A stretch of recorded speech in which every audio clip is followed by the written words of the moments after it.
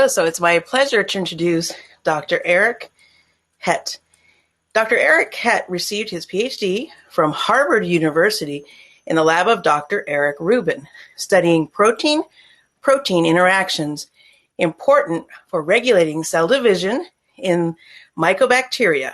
His postdoctoral research was conducted in the lab of Dr. Deborah Hung at Harvard Broad Institute and Mass General Hospital, where he conducted phenotypic high-throughput screens and utilized chemoproteomics for target ID. He previously was a chemical biologist in the Med-Chem department at Pfizer and led a chemical biology team in the Mechanisms and Pathways group at Biogen. He is currently the head of experimental and chemical biology at the Merck Exploratory Science Center in Cambridge, Massachusetts. Thank you. We're looking forward to this talk. Great. Thanks for the nice introduction. Can you see me okay and hear me? Yes. Yes. Okay. All right. I can't see anything except my slides, so I'm assuming I'm in screen okay. Just shout if I need to adjust something. So it's my pleasure to meet with you today and to present some of the work that we've been doing at the ESC. Want to start off by thanking the organizers. Appreciate the chance always to talk about our science and share it with folks. So I'm Erik Hett. I've been at this site in Cambridge for the past 4 years, and it's a really cool site. And I wanted to take just a minute to talk about the site. Just sort of share experiences in setting it up and some of the vision we've got, and how we're doing some of our discovery research. And then I'll talk about one of the areas that we're in is the microbiome and understanding, its role in disease and in health. And getting into the microbiome, if anyone's worked in that space, there's quite a few tools that needed to be set up and challenges that are somewhat unique to that space. And so I'll touch on one of those challenges today, and then talk about how one of the approaches that we've taken to sort of study this host microbe interaction, and that's the spheroid system. And then show some data, and then wrap that up with some conclusions. And so let's see. So Merck set up this Exploratory Science Center in Cambridge just over 4 years ago, and it's really a fun site. So we started off. We've sort of expanded a bit in our remit, but we, as far as disease areas and biology that we study, we were tasked with trying to understand the role of the microbiome in disease and therapeutic opportunities to, shift the microbiome, to find new targets from the microbiome. And so we've built a number of platforms and technologies in that space. That's not the only thing we've done. We also work on more standard, if you will, host microbe interactions, and those are often pathogens, but they can be commensals as well. And then underlying everything, we've got a strong immunobiology component. And we look across disease areas. So we're disease area agnostic. So we touch on all the different diseases and disease areas that Merck is interested in. So that's from oncology, neurology, infectious disease, metabolic diseases. And then the way we've built up, we've got, we're all on one floor in this building, I guess shown there on the top floor there. And we have biology, chemistry, chemical biology, systems biology, which is sort of computational bioinformatics, and then drug discovery, all in one roof, under one roof, and all reporting up into our CSO, who's Daria Hazuda, who also runs the Merck infectious disease and vaccines department. And what's really great about that is that we've got chemists and biologists and informaticians all co-located and interacting all the time. And that's really led to some great innovation. We're also next to, we've got our business development group here and our ventures group as well on the same floor. So that also sort of gives us a good external view of the landscape. And yeah, I guess we got some facts that are on, we're a separate LLC, which is a strategically kind of nice thing. I was going to get my pointer here. Let's see.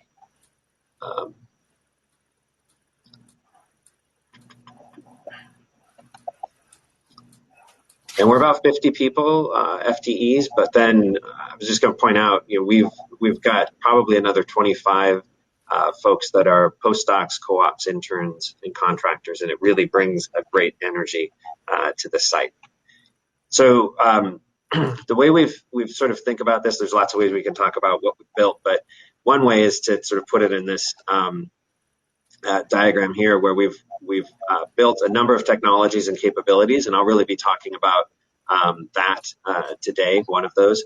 But we also touch into both preclinical and clinical space, so we can do reverse translational biology, so getting samples from the clinic, partnering with our clinical trials, and that's really been important for trying to understand the role of the microbiome, as being able to run with our clinical trial colleagues and get samples and sort of try to understand the relationship of that microbiome with the disease. And then we also can come with modality agnostic, so that can be peptides, small molecules, up to antibodies, and beyond, cell therapies. We sort of can explore all of that. So there's not a lot of walls or fences around us, so we do have to find and map our own areas. But I would say we really rely on looking into cutting edge biology with these enabling technologies. And the only other thing, I think that's it for that slide. And then just to say, there's 4 of us heads.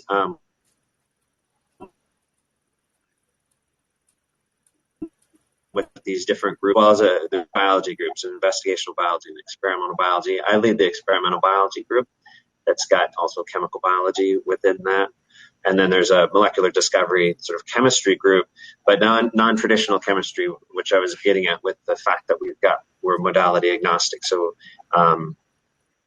they run the gamut with a small crew, all from small molecule synthesis up to antibody drug conjugation.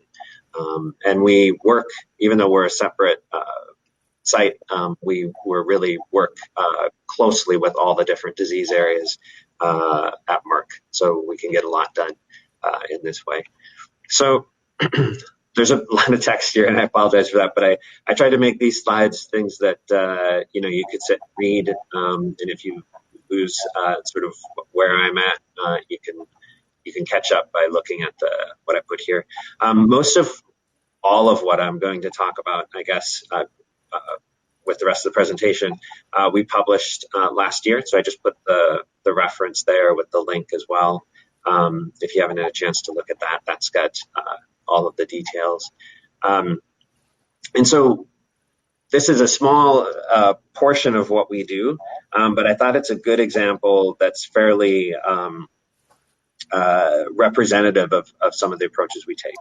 And so we started with some really interesting biology that's not really understood, and that's that there's colorectal tumors often contain microbiota different than healthy colon, and there's a number of reports that suggest that those microbiota can contribute to cancer progression.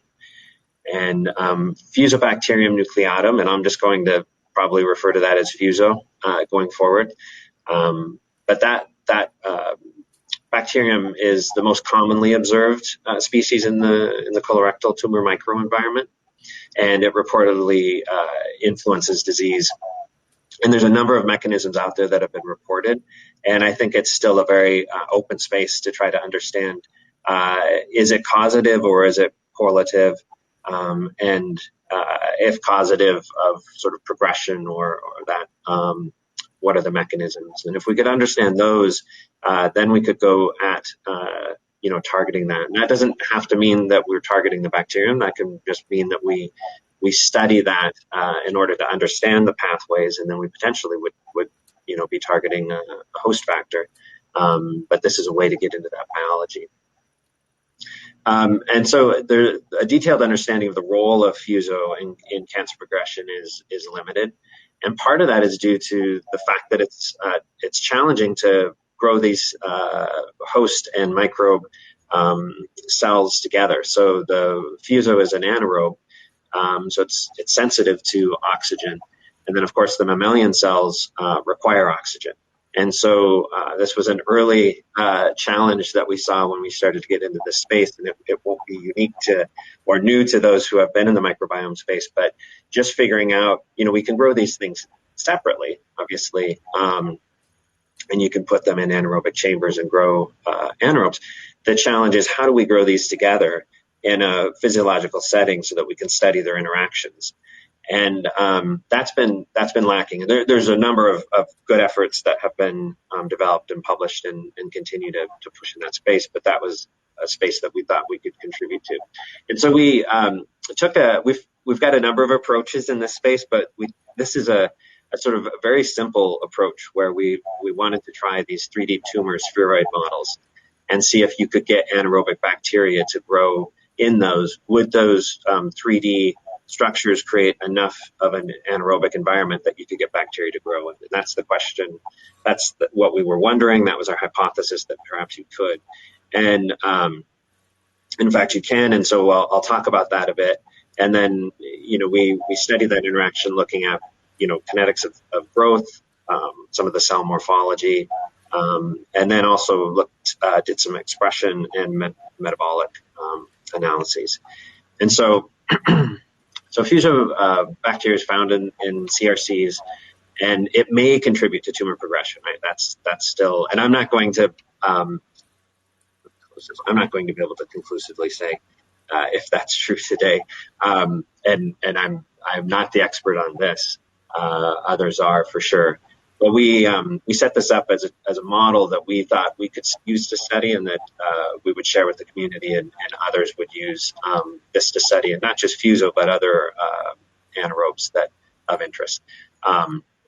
But there's a number of reports out here, and I just referenced off of this review, that indicate how fuso may be interacting with the host cell, either to promote cell proliferation, to bind and sort of co-localize in with the tumor through different attachment mechanisms. There may be tumor immune invasion that it could potentially lead to, and then also some chemoresistance. And so I've just noted sort of the highlight of most of the slides I try to put at the bottom, or the takeaway. And so that's some of the mechanisms that are out there. But before we could really even dig into that, we needed a model in order to interrogate this. And so we bought these spheroid plates, which are just sort of round bottom 96 well plates. After going to a conference, and seeing some people present on this, we thought, that could be a way to create this anaerobic environment for the bacteria to grow in. And so we tried that out. And so basically, you would see different amounts of your cell type of interest. In this case, we're interested in, colorectal, human colorectal cells. And we used a model system, which I'll talk about, but you could use even more physiological cells if you wanted to. And you seed them with different amounts, and they will essentially, through gravity and the fact that these are round bottom, they will form 3D spheres, and quite uniformly. And then add the bacteria that's been growing in an anaerobic environment, and see if they can grow in this new environment. And that's meant to model what a tumor could look like, which we know is quite, in the center of it, quite necrotic, anaerobic, pH changes.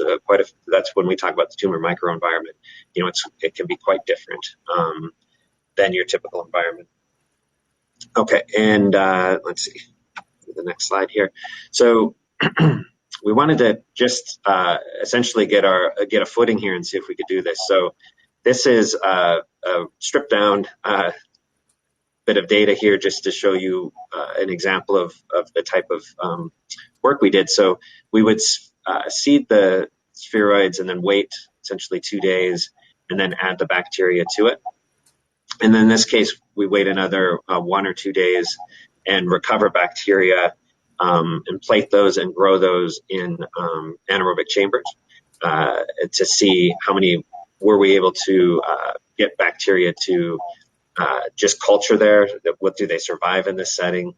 Because this is all grown in an aerobic setting because obviously the human cells need oxygen. So all of this is aerobic, and then when you pull bacteria out 1 or 2 days after, then you put that into an anaerobic chamber.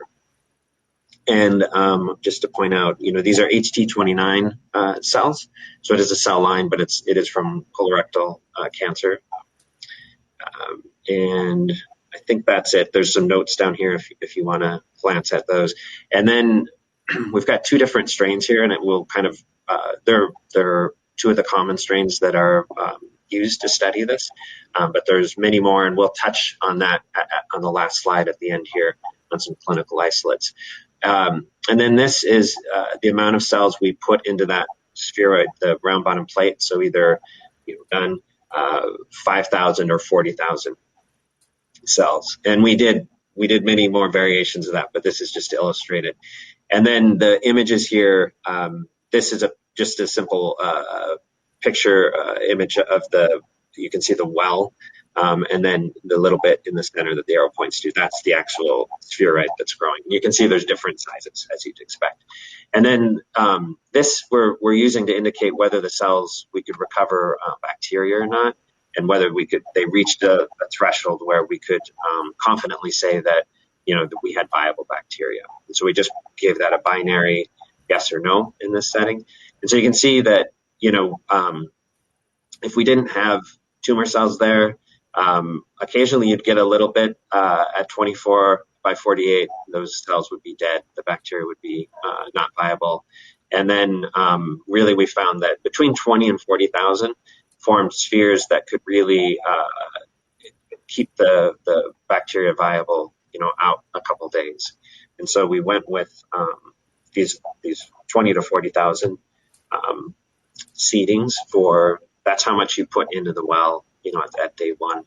And this is just to give, we were using, in this case, the green here, this is just, light microscopy or fluorescent.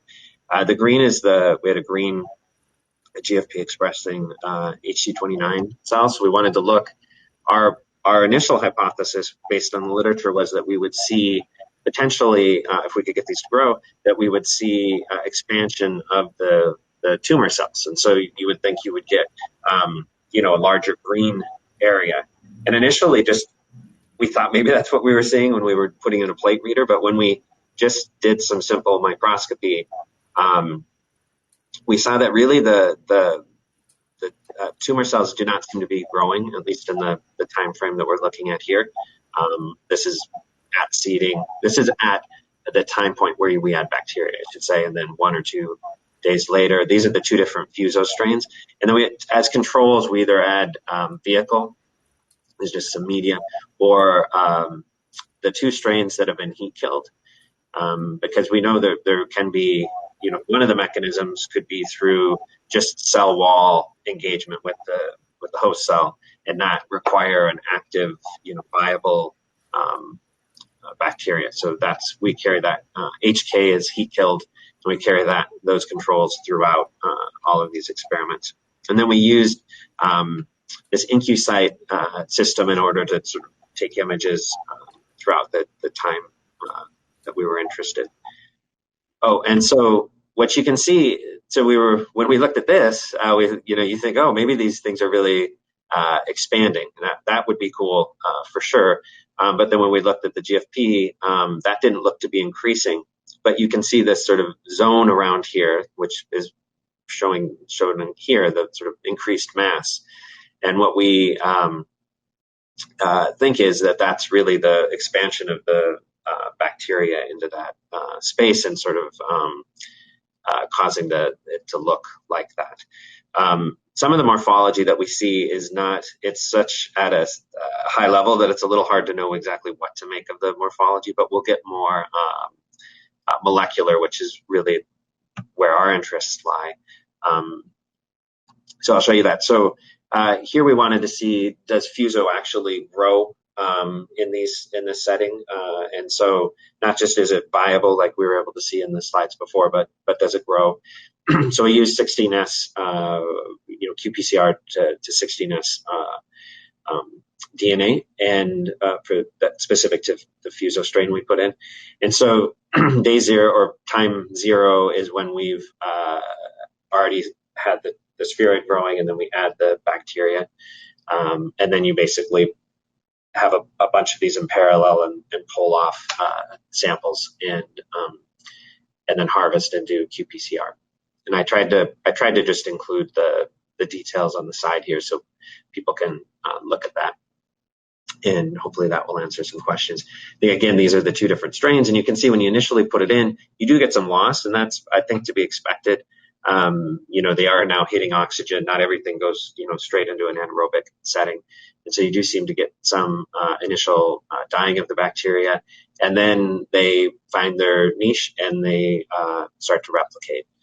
And so so that's looking at the bacteria in A, and then the fluorescence is looking at, we actually are lysing, so this is looking at the host side.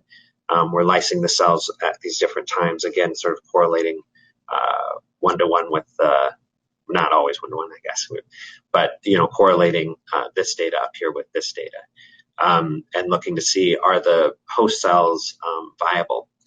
And so that's, and we've got, again, the 2 different bacteria, vehicle, to show if you don't lyse the cells, there's sort of not much cell death.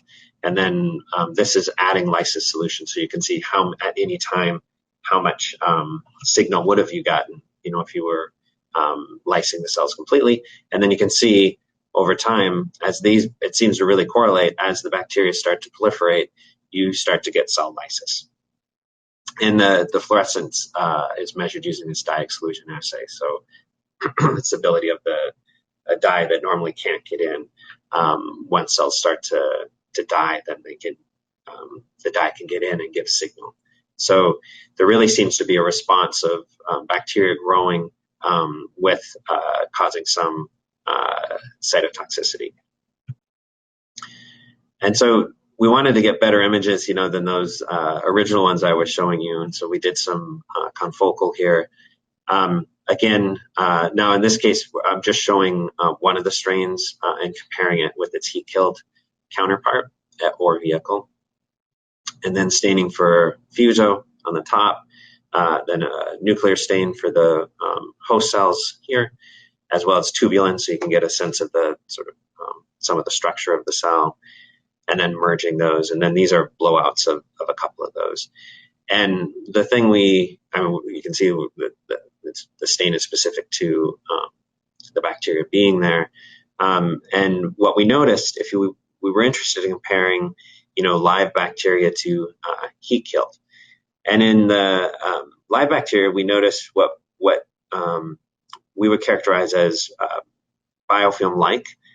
We haven't done all the experiments that you might want to do to, and sometimes it's not straightforward how to characterize and confirm biofilm, but it does seem to be biofilm-like and not really intracellular, at least at the time points we're showing here. And we looked at others. We did not see an intracellular component for these viable bacteria, but if we had heat-killed bacteria, you can see that they appear to be intracellular, and through a number of different experiments, we're quite convinced of that, so that heat-killed do seem to be taken up by the cells, and the others are able to sort of resist that, form biofilms, and potentially influence the biology. All right, and so using this system, so basically we set up the system, and then we looked through microscopy that I just showed. We then also wanted to look sort of at expression. We wanted to do proteomics. We haven't done that yet, but we're set up to be able to do that as well. But we did expression, and then we did metabolomics, and so I'll touch on both of those now, the expression and the metabolomics. All right, and so this is what we used. We didn't do a full RNA-seq. We have this open array system, and we allows for fairly quick and straightforward profiling of different sets of genes. And so we used this, they sell a 500 gene set, and we went with a set that's enriched for, it's called the Human Cancer Panel. So it's enriched for genes that are known to be associated with cancer.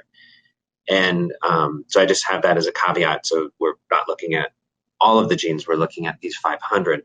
And of course, you could go back and do a bigger dive into this, but we thought that's a pretty quick way to get a sense of if there's some interesting biology here.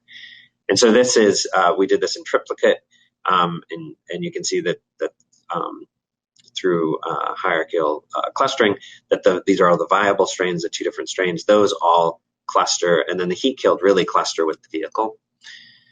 And this is calling out, so this is the 2 different bacterial strains on the 2 axes. And you can see that collectively they share some common genes that they seem to be turning on. And some of these are pretty interesting. IL-8, we did go and confirm that we see increased IL-8 protein production as well. And that's been shown from some of the CRC tumors that they see IL-8, increased IL-8 production. So just confirming that this model that we've set up may be a good translational model, reflecting some of what's going on in the body and in the clinic. I should have called out up here, this is a Venn diagram overlaying, from the viable cells, the different genes that were changed. So that could be that it, differentially went up or differentially went down. And then we looked for the overlap. And nicely, there's, 101 genes, which then are kind of called out down here, I guess, that overlap and show similar trends with both viable bacteria. And then we've got heat killed up here. And so the 10 here that we saw with all 3, heat killed, and then the 2 viable strains, we thought those could be interesting too. And those are shown here, and those could be, responses to cell wall components is the way we were thinking about it, because it's not like it's not neutral. I mean, you are putting material in there that they will have receptors to and respond to, and so that's what we're calling out here. I'll leave it at that. Oh, and just to say that this was done at 24 hours. So we didn't want to wait. We started to see that lysis or cytotoxicity start to kick in. 24 hours, the curve started to go up post 24 hours. And we didn't want to, of course, that could be interesting, but we wanted to catch the biology before that started to happen. And so we did that at 24.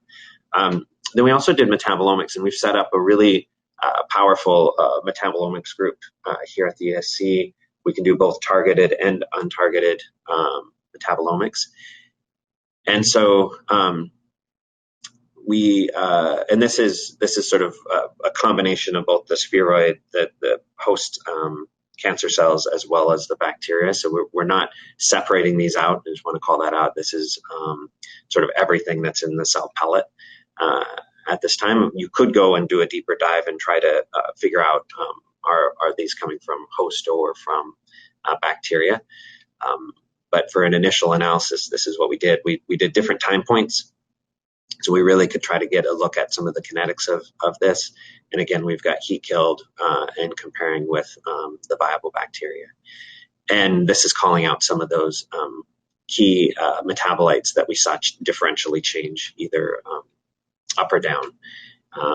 And let's see if there's anything else. Yeah, so we're calling out things that are significant from 0.05. I don't think I said what this is. This is bacterial spheroid co-cultures. Sorry for not specifically calling that out, but that's what the BSCCs are. And so here we were looking at 250 central carbon metabolites. So these you have standards for. And so when we see the peak, we know that is specifically the metabolite. So we can call with confidence the metabolite. So we did that with 250, and then these are the differential ones. And then for the untargeted, there you've got sort of a signature, but you don't know what the metabolite is. It's not one of these known ones, and that's really powerful in the discovery sort of landscape where you're looking for new metabolites. Of course, the interesting biology comes from both sides, and so in this case we measured 1,700 metabolites. I better just shut this off. I'm almost done here. We measured 1,700 metabolites, and you're getting their mass to charge as well as their retention time, and that's the signature that you can use. And then this is looking at how they group. The different conditions are here, and they're somewhat similar at the beginning, and then you really see as you go through this time point, these different times. At 48 hours, you really get grouping of the through principal component analysis of the different treatments. And I would say the blue, the darker blue, and the red, as you can see, sort of separate out from the vehicle and the heat killed. And so we're seeing metabolites that are different, whether you've got viable fuso in there or not. And some of those are called out here. And really at that 48-hour point, which is the last point of these bar graphs, you can see a number of these metabolites really coming up that you don't see with heat killed. And that's suggesting that there really is an interaction that's happening between the bacteria and the host. And this is just to say, I think this is my last data slide. Yeah, this is, we went back to this system of just, recording. If you recall, we're recording just binary, can you get viability and proliferation of bacteria in these spheroids? And what we did was we got, these are clinical isolates. So we got 30 different clinical isolates, and then did triplicates and 2 different biological experiments. So that's what's shown with these circles. And we asked, can you recover viable bacteria from, of these clinical strains from this system? And this was a 48-hour model that we used. So fairly robust, if you remember that before the earlier data. It's asking quite a bit for these cells, the bacteria to survive this. And they do. So these all, you can see all of these, we sort of tried to set it up so that the ones that didn't make it are sort of down here. That doesn't mean that these couldn't make it. This isn't definitive, but it really shows that most of these clinical isolates can grow in this model, and suggests that the model we've got set up really does lend a nice way for studying the anaerobe interaction with the spheroids, with the tumor model. And so to conclude here, we've developed this host microbe co-culture system, trying to really get at this somewhat intractable co-culture interaction due to the different aerobic requirements for the two.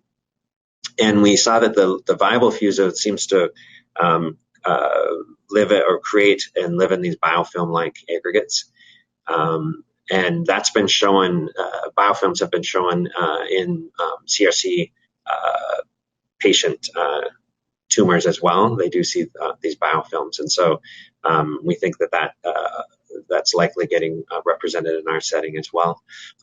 We saw a differential gene expression pattern as well as some metabolite patterns, and previous reports have shown these polyamine levels in patients are increased for CRC tumors, and that's what we were trying to call out there with some of the metabolome work, that we do see that as well.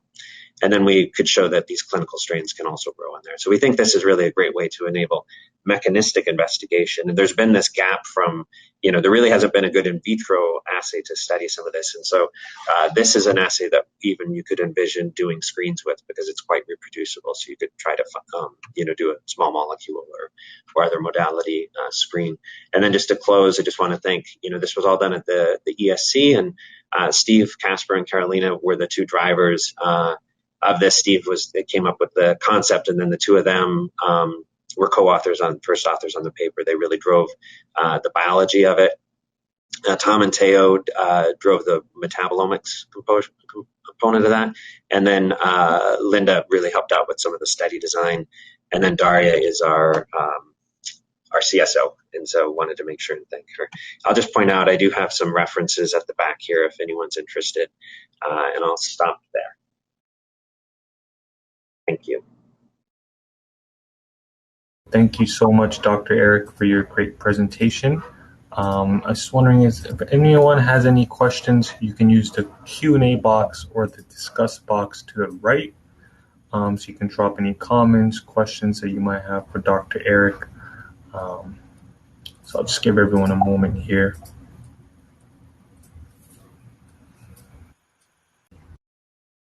I don't know if you have any remarks, Dr. Andrea, any thoughts pertaining to it?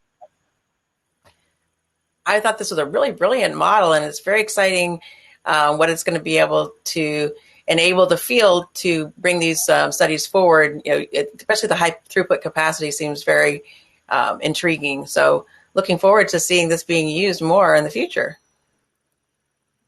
Great. Yeah, thanks. I thought it's such a simple model, right?